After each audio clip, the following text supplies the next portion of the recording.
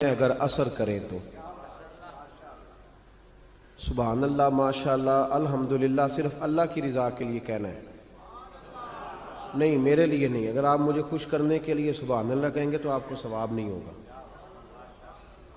اللہ کی عبادت میں جب تک خالص رضا الہی کی نیت نہ ہو تب تک اس کا اجر نہیں ہوتا۔ تو آپ چپ کر کے بھی سنیں گے تو میرے لیے یہ بھی بہت کافی ہے، لیکن توجہ میری بات پہ رہے تو بڑا اچھا ہے۔ آپ حضرات غور کریں گے، اللہ کریم نے فرمایا کہ ان سے کہہ دو، اے محبوب فرما دیجئے کہ میں تم سے تبلیغ دین پر کوئی اجر نہیں مانگتا الا المودۃ فی القربہ، اگر کچھ کرنا ہے تو میرے قریبیوں سے پیار کرتے رہنا۔ اہل بیت، حضور کے قریبی، خود نبی پاک سے صحابہ نے پوچھا حضور گھر کے اندر جو قریبی ہیں ان کا تو پتہ ہی ہے، تو محبوب اس کے علاوہ کوئی خاص لوگ بھی بتا دیے جائیں؟ تو محبوب نے فرمایا علی، فاطمہ اور ان کی اولاد، یہ میرے قریبی ہیں، ان سے پیار کرنے کا حکم ہے، ان سے پیار کرنا چاہیے۔ ہمارے ہاں پتہ کیا ہوتا ہے؟ پیار نہیں ہوتا، بحث ہوتی ہے۔ ہمارا بحث کا دور ہے، 1 محرم سے 10 محرم تک بحث ہوتی رہتی ہے۔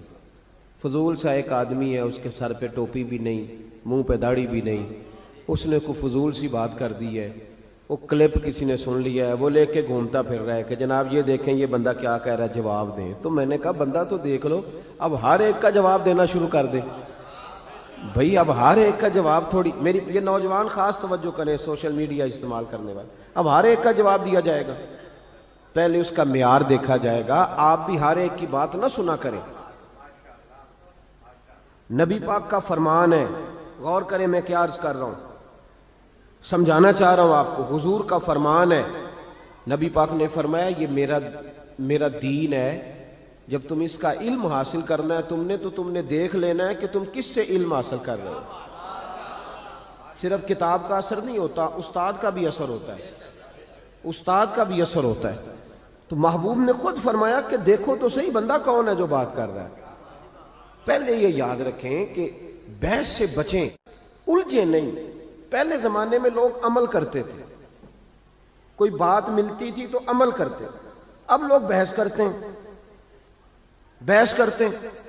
بھئی کتنی کتابیں لکھی جا چکی ہیں کہ میلاد شریف جائز ہے، پوری دنیا میں میلاد منایا جاتا ہے، عرب میں، عجم میں، ہر جگہ، لیکن ہر سال 12 ربیع الاول کو سنی اٹھ کے پوچھنے لگ جاتا ہے جی فلانا مولوی یہ کہہ رہا تھا، تو آپ بتائیں جائز ہے کہ ناجائز ہے؟ تے میں کیا ساڑھ کو لو تے تو ہی نہیں منیا ساری عمر تے انہوں وسا کی منانا ہے، تینوں ہی نہیں سمجھ آئی بیلیا، تو پھر پوچھ رہا ہے ہر سال ہی کہ منانا ہے کہ نہیں منانا۔ تو عمل کریں، عمل کریں، بحث نہ کریں۔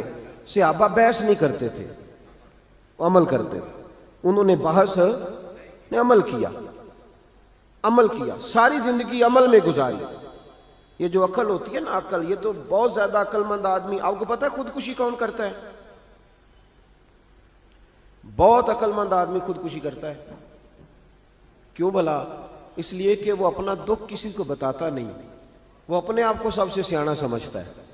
دکھ جب بتایا جاتا ہے تو دکھ بٹ جاتا ہے، تقسیم ہو جاتا ہے۔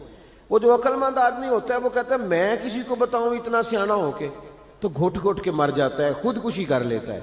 یہ جو عقل ہے نا، عقل، اقبال کہنے لگے عقل کو تنقید سے فرصت نہیں، 2 3 4 منٹ نہیں تنقید کرتی بلکہ ہر وقت ہی کرتی رہے، فرصت ہی نہیں، فارغ بیٹھتی نہیں۔ عقل کو تنقید سے فرصت نہیں تو عشق پر ایمان کی بنیاد رکھ، تو مان چپ کر کے، بحث نہ کر، مان۔ یہاں لوگ عقل مند بنے ہوئے ہیں، وہ بحثیں کرتے پھرتے ہیں، کرنا چاہیے کہ نہیں، ہونا چاہیے کہ نہیں، دیکھنا چاہیے کہ نہیں، پڑھنا چاہیے کہ نہیں۔ تو بحث کر رہا ہے بھائی، تو ڈیوٹی کر۔ غلام جو ہوتے ہیں نا، غلام، وہ بحث نہیں کرتے۔ ہم سارے نبی پاک کے غلام ہیں نا جی؟ ادھر دیکھیں میری طرف، امام حسین کے غلام ہیں، صحابہ کے غلام ہیں، تو نوکری کرنی ہے کہ بحث کرنی ہے؟ لیکن ہم بحث کر رہے ہیں، پابندی سے بحث ہوتی ہے۔ امام احمد بن حنبل رحمت اللہ تعالیٰ ایک غلام خرید کے لائے بازار سے، تو آپ نے اس سے پوچھا تمہارا نام کیا ہے؟ تو وہ کہنے لگا حضور غلاموں کے نام نہیں ہوتے، آپ کسی کو بھی آواز دیں گے تو میں سمجھوں گا مجھے ہی بلا رہے ہیں۔ آپ دے کے دیکھنا میں حاضر ہو جاؤں گا۔ تو امام احمد بن حنبل فرمانے لگے تو کھائے گا کیا؟ کہنے لگا حضور غلاموں کی چاہت نہیں ہوتی، جو ٹکڑا بچ گیا ڈال دینا، میں چپ کر کے کھا جاؤں گا۔ آپ نے فرمایا یہ میرے کمرے ہیں، حجرے ہیں، کوئی حجرہ پسند کر لے، کہاں رہے گا؟ کہنے لگا حضور غلاموں کے نخرے نہیں ہوتے، غلام نوکر کی تے نخرہ کی، غلاموں کے نخرے، غلام عمل کرتے، غلام عمل کرتے۔ غلاموں نے جب دیکھا نا کہ غلامی کرنی ہے تو کھل کے غلامی کی، بحث نہیں کی۔ حضرت عمر فاروق جمعہ پڑھا رہے تھے، امام حسین آ گئے، عمر چھوٹی تھی، عمر عام آدمی نہیں، جناب عمر مدینے میں بیٹھ کے نعرہ لگائیں تو ساری دنیا کی حکومتیں کانپنے لگ جائیں۔ کسرا کا بادشاہ کا عمر سے ملنا ہے تو حضرت عمر کہیں جا دوڑ جا، کوئی ٹائم نہیں ملاقات کا، میں نہیں ملتا۔ اتنا بڑا آدمی۔ میں چاہ رہا ہوں کہ بات نعروں میں نہ رہ جائے، کوئی سمجھ آئے آپ کو۔ میں چاہ رہا ہوں کہ وہ بات تھوڑی سمجھیں آپ۔ ہم نہ ان چیزوں سے باہر نکلتے جا رہے ہیں، ادب کرنا، آداب کرنا، بزرگ کا، سید کا، عالم کا، ہم نکلتے جا رہے ہیں۔ پڑھے لکھے نوجوان سمجھتے ہیں کہ پڑھا لکھا ہوتا ہی وہ ہے جو کسی کی مانے نہ، جو کسی کی نہ سنے وہ پڑھا لکھا ہے۔ یہ غلط ترجمہ کیا تو نے بھائی۔ پڑھا لکھا اس کو کہتے ہیں جتنی تعلیم آتی جاتی ہے اتنا ادب بھی آتا جاتا ہے، اتنا اس کے اندر اخلاق آتے جاتے ہیں۔ میرا بیٹا بھی آتا ہے جمعے والے دن، جب جمعہ پڑھا رہا ہوتا ہوں تو کئی دفعہ بیٹا آ جاتا ہے چھوٹے والا، اب وہ چھوٹا ہے اس کو نہیں پتا کیا کرنا ہے، تو میں کوئی اشارہ کرتا ہوں کہ اس کو گھر لے جاؤ۔ بچے بچے ہوتے ہیں، اب بچوں کے ساتھ گفتگو جمعے میں تھوڑی شروع کر دی جائے گی، تقریر چھوڑ کے آ جاتے ہیں بچے۔ امام حسین بھی آ گئے مسجد نبوی میں۔ ایک دفعہ پہلے آئے تھے دونوں بھائی، امام حسن اور حسین۔ تو جب دونوں مسجد میں وہاں داخل ہوئے نا، سامنے حضور خطبہ دے رہے تھے، تو امام حسن رضی اللہ تعالیٰ عنہ کا پیر ان کے اپنے کرتے میں الجھا، وہ گر گئے۔ حضور کسی صحابی کو بھی کہہ سکتے تھے ذرا اٹھاؤ بچے کو، لیکن نبی پاک نے جمعہ چھوڑ دیا۔